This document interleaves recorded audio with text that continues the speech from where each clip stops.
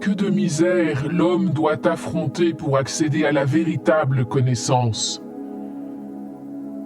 Nous sommes confrontés à ces réalités, à ces épreuves physiques et morales par le biais des réseaux sociaux.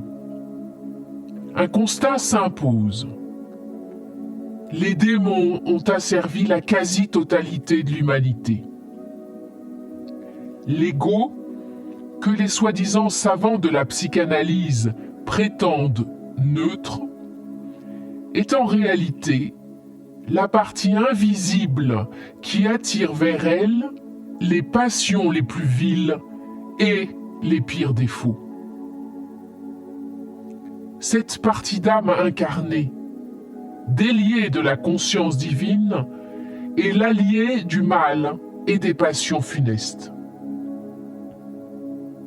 Lorsque l'ego s'incarne, il est lumineux et, au fil du temps, soumis aux contraintes de la matière, il se transforme en instinct de survie. Oui, de l'intuition pure, il ne reste qu'une petite trace spirituelle qui meurt à la divinité pour se souder totalement à la matière dense.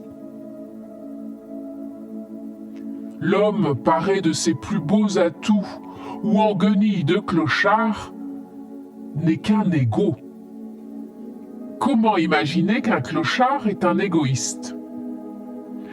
Pourtant, n'est-ce pas ces besoins égotiques qui l'ont conduit sous les ponts?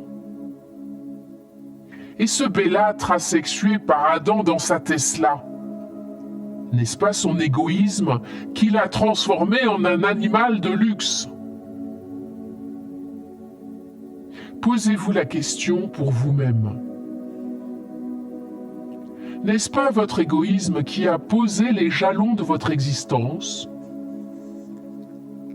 Est-ce que vos choix étaient toujours désintéressés? N'est-ce pas le résultat de vos choix qui remplit vos vies en ce moment? Il ne sert à rien de se lamenter. Ce qui est fait et ne peut être défait.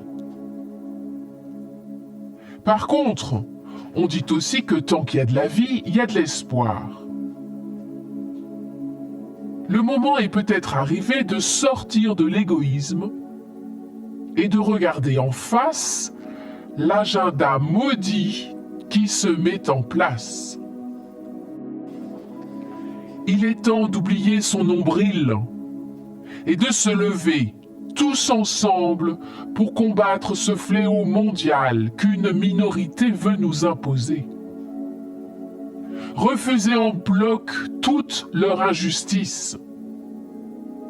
Se battre pour la vérité. Se battre pour ses enfants et pour l'humanité. Tous ensemble, avec l'aide de Dieu, nous serons vainqueurs.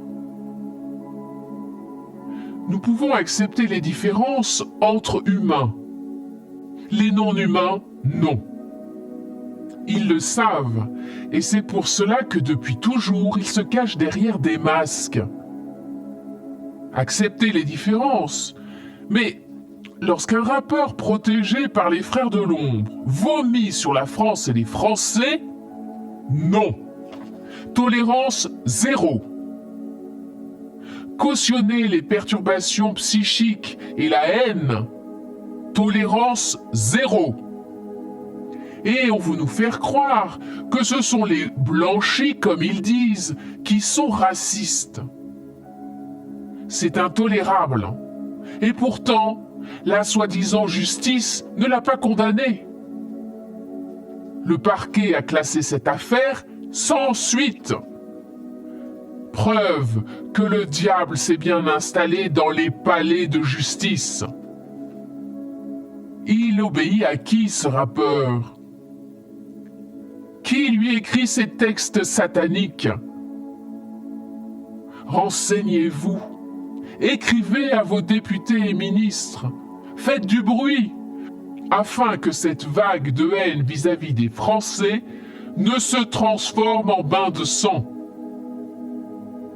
Tous ensemble, on peut gagner, à condition de ne pas rester devant sa télévision à se goinfrer de cacahuètes.